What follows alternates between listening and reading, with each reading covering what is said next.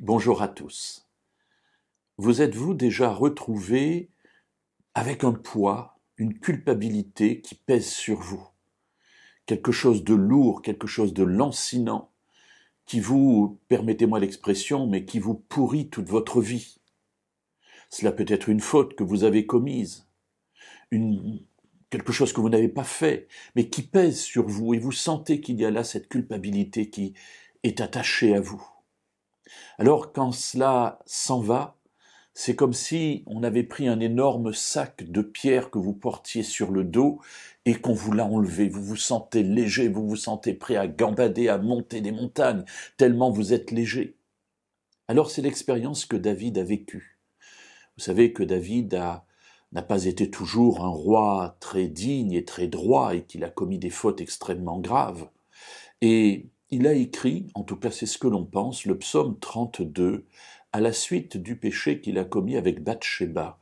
Bathsheba, qui était la femme d'un de ses généraux, et il a eu une relation sexuelle avec elle, et à cause de cela se sont enchaînées énormément de fautes, puisqu'il est allé même jusqu'au meurtre, donc c'est allé très loin.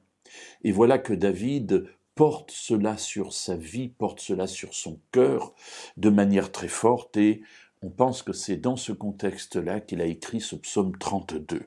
Et nous étudierons cela pendant quelques jours. Voyons tout d'abord les versets 1 et 2. Donc, de David, poème.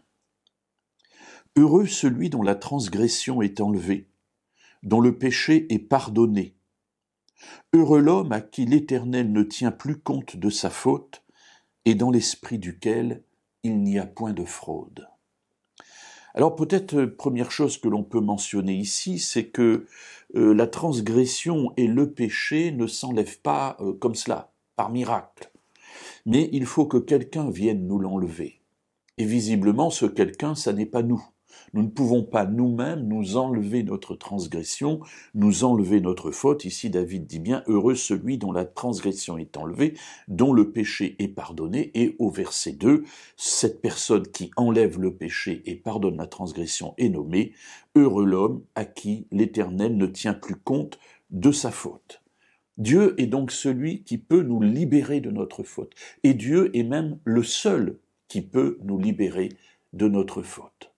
Alors nous allons voir dans les jours qui viennent un peu le processus par lequel cela passe, mais peut-être avant de terminer pour aujourd'hui, la fin du verset 3 nous dit « Et dans l'esprit duquel, donc heureux l'homme, à qui l'Éternel ne tient plus compte de la faute, et dans l'esprit duquel il n'y a point de fraude. » Alors on me dirait « Mais comment est-ce qu'on peut ne pas avoir de fraude, puisque l'on est quelqu'un qui a commis une transgression ?»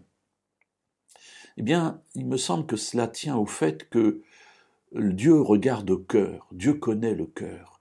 Et David est un homme selon le cœur de Dieu. Alors qu'est-ce que ça signifie? Puisqu'il a péché, il a eu des relations sexuelles avec une femme qui n'était pas la sienne, il a fait tuer des gens sont morts à cause de lui. Bref, quelque chose de terrible, un engrenage duquel il ne savait pas sortir. Et pourtant, il est un homme selon le cœur de Dieu. Eh bien, cela tient au fait que Dieu savait qu'à l'intérieur de lui-même, David l'aimait. Alors oui, il est tombé, mais le juste tombe, et 7 fois il se relève.